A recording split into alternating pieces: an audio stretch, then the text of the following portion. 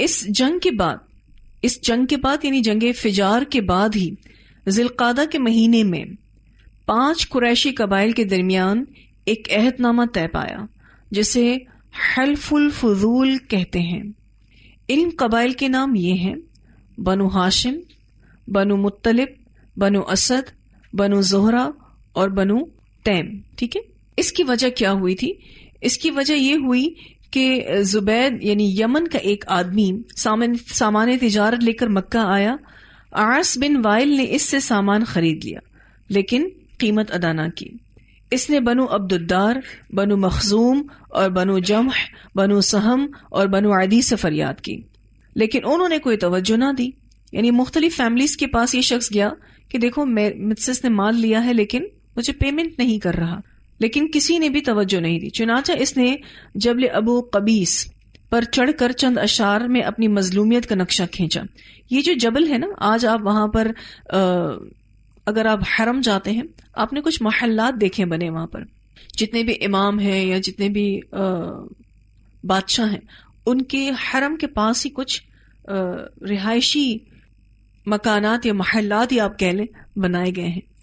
یہ وہی جبل ہے، وہی پہاڑ ہے جس پہ بنائے گئے ہیں۔ ٹھیک ہے، اور آواز لگائی کہ کوئی اس کا حق دلانے کے لیے اس کی مدد کرے۔ اس پر زبیر بن عبد المطلب نے دوڑ دھوپ کی۔ چنانچہ مذکورہ قبائل کے افراد بنو تیم کے سردار عبداللہ بن جدحان کے گھر اکٹھے ہوئے اور آپس میں عہد و پیمان کیا کہ مکہ میں جو بھی مظلوم نظر آئے، خواہ مکہ کا رہنے والا ہو یا کہیں اور کا، یہ سب اس کی حمایت میں کھڑے ہوں گے۔ یہ جو عبداللہ بن جدعان ہے، اس کے بارے میں انشاءاللہ ہم ایک حدیث بھی پڑھیں گے، لیکن پہلے ذرا اس کو مکمل کر لیں۔ تو ان سب نے یہ طے کیا کہ مکہ میں جو بھی مظلوم نظر آئے، خواہ وہ مکہ کا رہنے والا ہو یا کہیں اور کا، سب اس کی حمایت میں اٹھ کھڑے ہوں گے اور عاص بن وائل سے زبیدی کا حق لے کر اس کے حوالے کیا جائے۔ اس عہد و پیما میں آپ بھی اپنے چچاؤں کے ساتھ تشریف فرما تھے، رسول اللہ صلی اللہ علیہ وسلم بھی تشریف فرما تھے، اور شرف رسالت سے مشرف ہونے کے بعد فرمایا کرتے تھے کہ میں عبداللہ بن جدعان کے مکان پر ایک ایسے معاہدے میں شریک ہوا کہ مجھے اس کے عوض سرخ اونٹ بھی پسند نہیں، اور اگر میں اس کے لیے دور اسلام میں بھی بلایا جاتا تو یقیناً اسے قبول کرتا۔ یہ نبی اکرم صلی اللہ علیہ وسلم کی طرف سے آپ یہ کہہ سکتے ہیں کہ بہت اچھے کامنٹس تھے اس عہد کے لیے۔ اس عہد کا کیا مقصد نظر آ رہا ہے آپ کو؟ انصاف دلانا، مظلوم کو انصاف دلانا۔ اس سے پہلے آپ نے قبائلوں کے حوالے سے مکہ میں جو معاملات تھے وہ پڑھا تھا کہ ایک قبیلہ سے اگر کسی شخص کا تعلق ہوتا، ایک قبیلے سے اگر کسی بھی شخص کا تعلق ہوتا، اس کا بھائی چاہے ظلم کے حوالے سے اس کو بلائے، چاہے وہ مظلوم ہو اس کے حوالے سے بلائے، وہ اس کی مدد کرتے تھے۔ قبیلے کے لوگ ایک دوسرے کی مدد کس اعتبار سے کرتے تھے؟ چاہے وہ ظالم ہو چاہے وہ مظلوم ہو۔ لیکن اب یہاں پر آپ دیکھیں کریکشن ہو رہی ہے۔ انہوں نے کہا کہ جو مظلوم ہوگا اس کا ساتھ دیا جائے گا، چاہے وہ مکہ کا ریزیڈنس ہو، خود بھی وہیں کا ہی رہنے والا ہو، رہائشی ہو، یا پھر کوئی باہر کا ہی بندہ کیوں نہ ہو، ہم انصاف دیں گے۔ اسی لیے رسول اللہ صلی اللہ علیہ وسلم کو یہ معاہدہ یا یہ وعدہ بڑا پسند آیا تھا۔ قریش نے اس عہد نامے کا نام یہ رکھا تھا نا، حلف الفضول کہہ لیں یا حلف الفضول، یعنی عہد نامہ کارہائے خیر۔ عربوں کی تاریخ میں سب سے پاکیزہ مقاصد والا عہد نامہ گزرا ہے۔ یہ جو عربوں کی تاریخ ہے نا، اس میں سب سے زیادہ پاکیزہ مقاصد والا عہد نامہ گزرا، اور نبی اکرم صلی اللہ علیہ وسلم اس میں شرکت کرنے کے لیے گئے تھے اور اس سے بہت زیادہ خوش بھی ہوئے تھے۔ رسول اللہ صلی اللہ علیہ وسلم بہت زیادہ خوش ہوئے تھے۔ رسول اللہ صلی اللہ علیہ وسلم نے فرمایا کہ میں اپنے چچاؤں کے ساتھ حلف المطیبین، یہ ایک اور نام بھی اس حلف الفضول کا، حلف المطیبین، زمانے جاہلیت کا ایک امن معاہدہ میں شریک تھا۔ میں اسے سرخ اونٹوں کے مقابلے میں بھی توڑ دینا پسند نہیں کرتا۔ حضرت عائشہ رضی اللہ تعالیٰ عنہ فرماتی ہیں کہ میں نے عرض کیا، اے اللہ کے رسول صلی اللہ علیہ وسلم، ابن جدعان زمانہ جاہلیت میں صلہ رحمی کرتا تھا۔ یہ ابن جدعان کون؟ جس کے گھر پہ یہ معاہدہ ہوا تھا کہ اب سب کے ساتھ انصاف ہوگا۔ تو وہ کہتی ہیں حضرت عائشہ نبی اکرم صلی اللہ علیہ وسلم سے کہ اے اللہ کے رسول صلی اللہ علیہ وسلم، ابن جدعان زمانہ جاہلیت میں صلہ رحمی کرتا تھا، مسکینوں کو کھانا کھلاتا تھا، تو کیا اس سے اس کو کوئی فائدہ ہوگا؟ آپ صلی اللہ علیہ وسلم نے فرمایا یہ کام اسے کوئی فائدہ نہ دیں گے، کیونکہ اس نے کبھی یہ نہیں کہا رب اغفر لی خطیئتی یوم الدین، اے اللہ یا اے میرے رب قیامت کے دن میرے گناہوں کو معاف فرما دے۔ یعنی اس نے اگر کوئی بھی نیکی کی بھی ہے تو یہ سوچ کر نہیں کی کہ وہ اللہ کے لیے کر رہا ہے، اس کی نیت میں اللہ تعالیٰ کی ذات نہیں تھی، اور پھر اس نے کبھی اللہ تعالیٰ سے معافی بھی نہیں مانگی، تو پھر اس کے لیے کل قیامت کے دن یہ سارے نیک کام کوئی فائدہ نہیں دیں گے۔ اسے مسلم نے روایت کیا ہے۔ تو یہاں جو یہ آپ نے یہ جو عہد نامہ پڑھا، اس کے بعد ہم دیکھتے ہیں کہ نبی اکرم صلی اللہ علیہ وسلم اب عملی زندگی میں قدم رکھتے ہیں۔ اس عہد نامے کے حوالے سے کہا جاتا ہے کہ رسول اللہ صلی اللہ علیہ وسلم کی عمر 20 سال تھی، تقریباً 20 سال عمر تھی آپ کی۔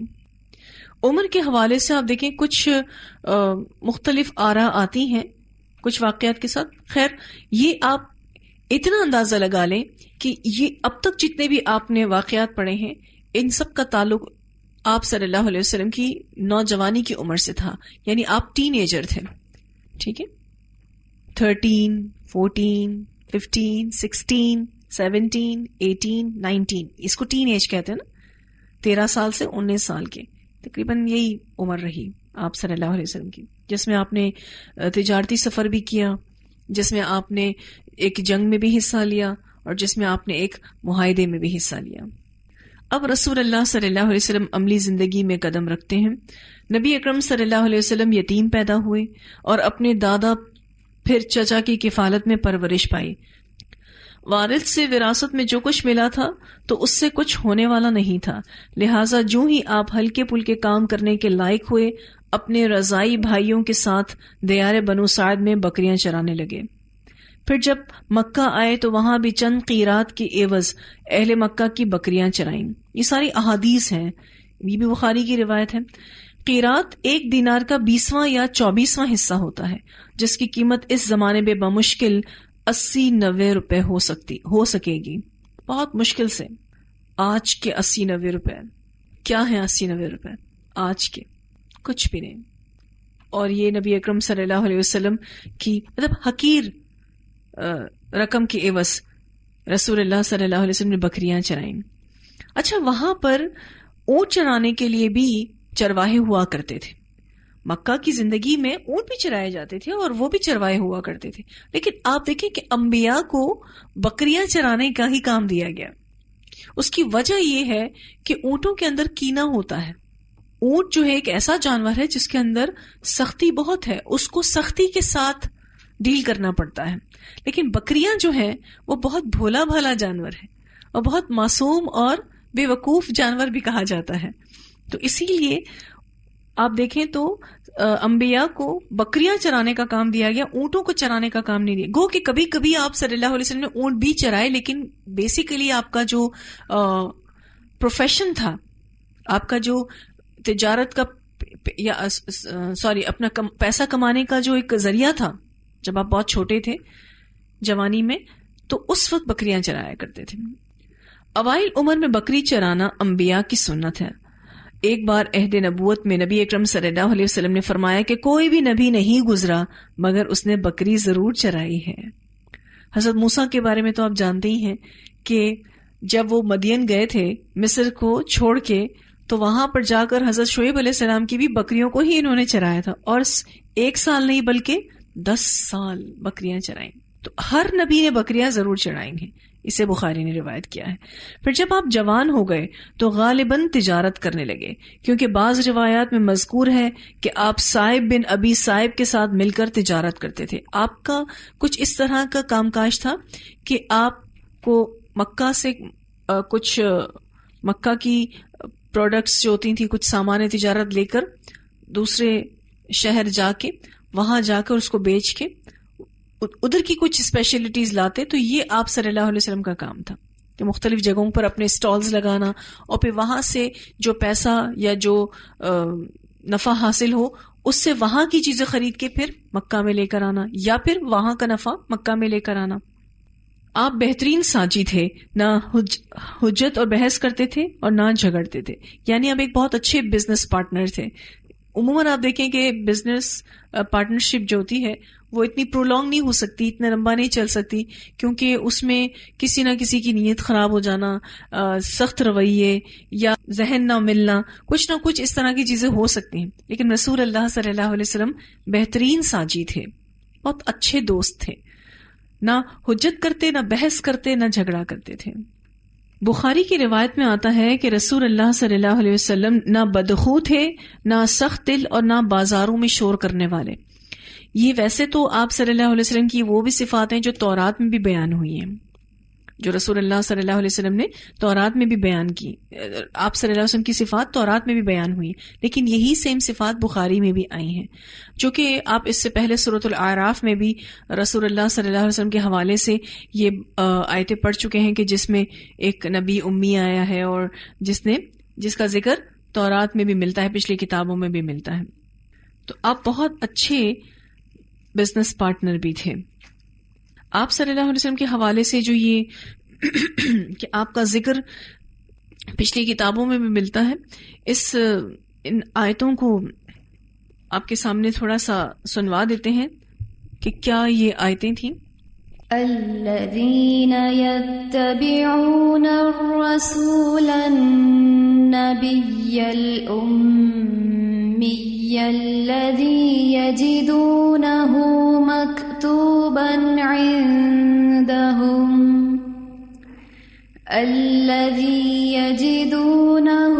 مكتوبا عندهم في التوراة والإنجيل يأمرهم بالمعروف وينهاهم عن المنكر ويحل لهم الطيبات ويحرم عليهم الخبائث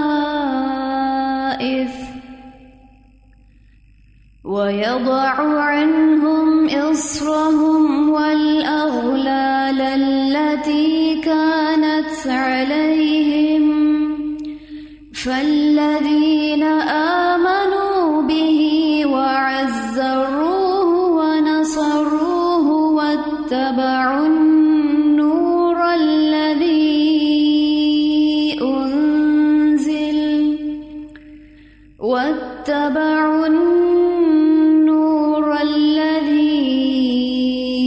أنزل معه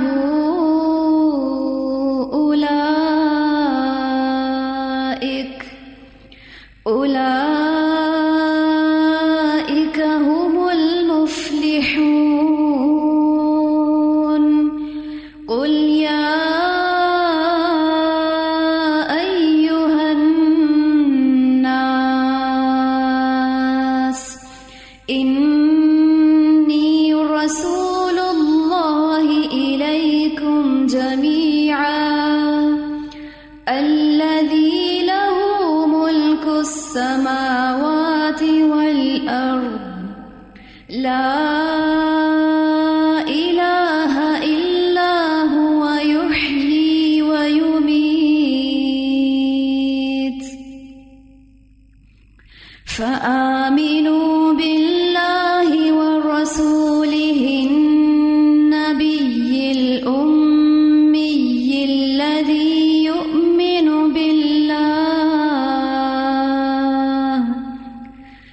الذي يؤمن بالله وكلماته واتبعوه لعلكم تهتدون.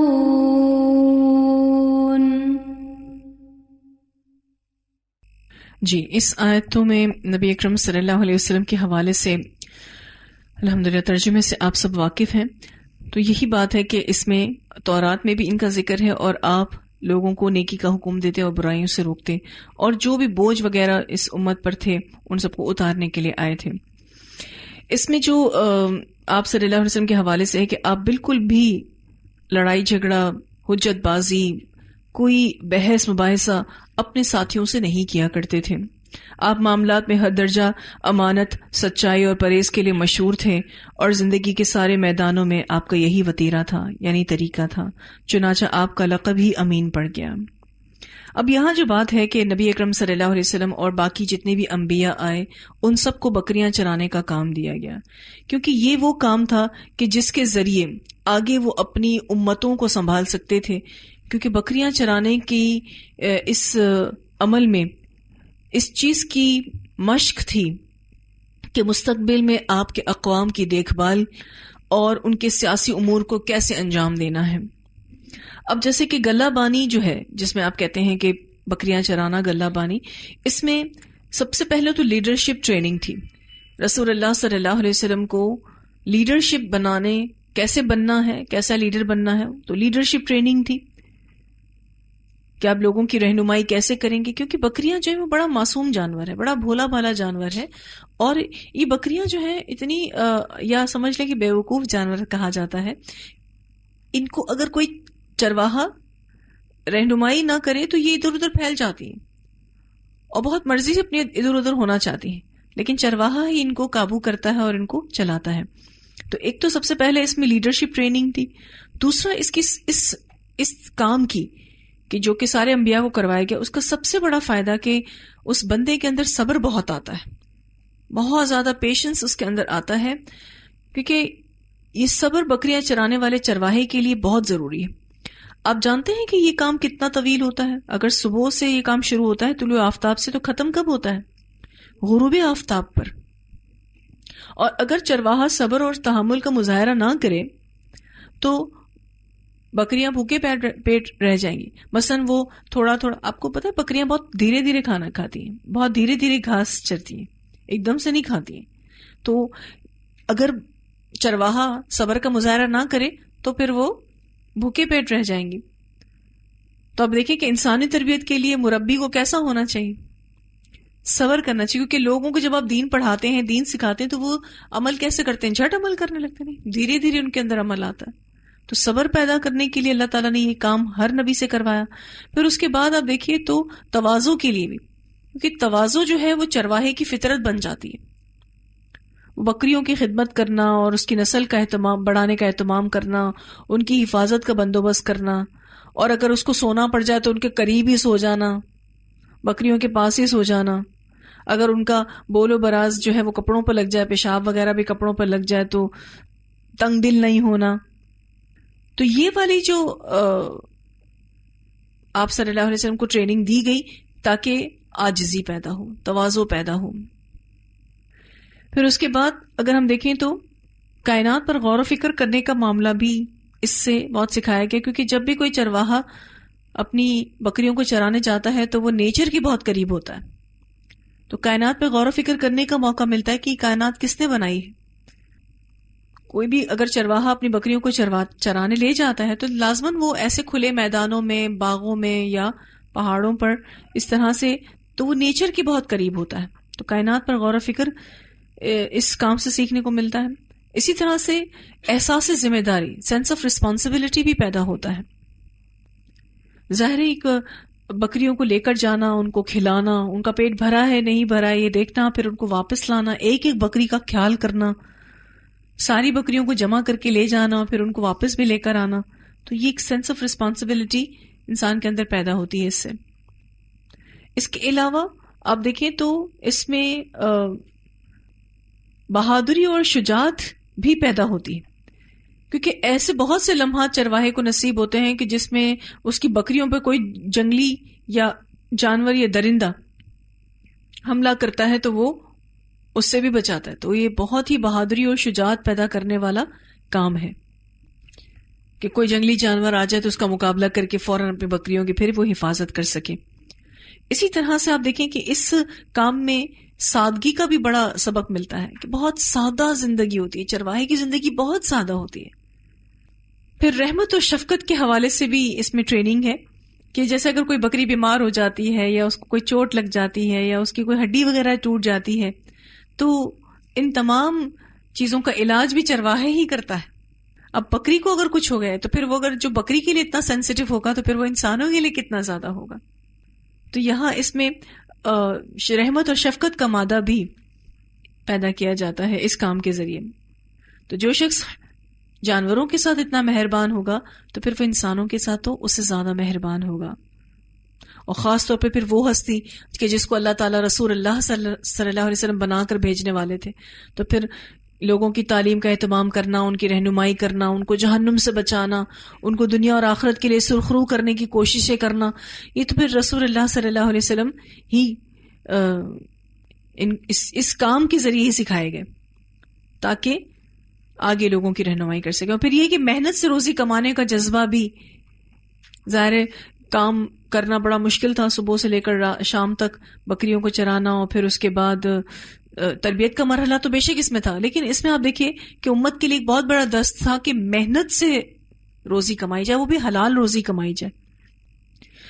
تو ایک داعی دین کی یہ کوالٹی ہوتی ہے کہ وہ اپنے اموال پر فوکس رہتا ہے، وہ دوسروں کے مالوں پر نظر نہیں رکھتا، اور دوسرا اس کی کمائی بہت حلال ہوتی ہے، چاہے اس کو بہت محنت کرنی پڑے اس کے لیے، لیکن وہ بہت ہی حلال کماتا ہے، اس کے لیے وہ محنت بھی بہت زیادہ کرتا ہے. نبی اکرم صلی اللہ علیہ وسلم نے فرمایا کہ انسان کی بہترین خوراک وہ ہے جو اس نے اپنے ہاتھ سے، یعنی ہاتھ سے کما کر حاصل کی، اور اللہ تعالیٰ کے نبی حضرت داؤد علیہ السلام اپنے ہاتھ سے کمائی کر کے کھایا کرتے تھے. اسے بخاری نے روایت کیا ہے.